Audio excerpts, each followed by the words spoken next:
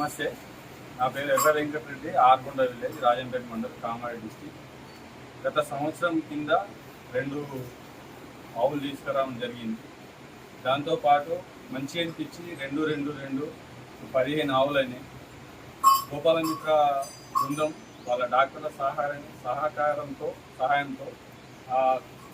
దాన్ని అందుబాటులో ఉంటే తెలుసుకొని సెమాన్ వేయడం జరిగింది. మా ఆవులు వచ్చి 15 ఉన్నాయి. 15 డెలివరీ అయినాయి, 2-3 ఉన్నాయి, ప్రెగ్నెన్సీ ఉన్నాయి, డెలివరీ కాబోయేవి ఉన్నాయి. గోపాలమిత్రులు మంచి సహకరిస్తుండ్రు, డాక్టర్లు మంచి సహకరిస్తుండ్రు.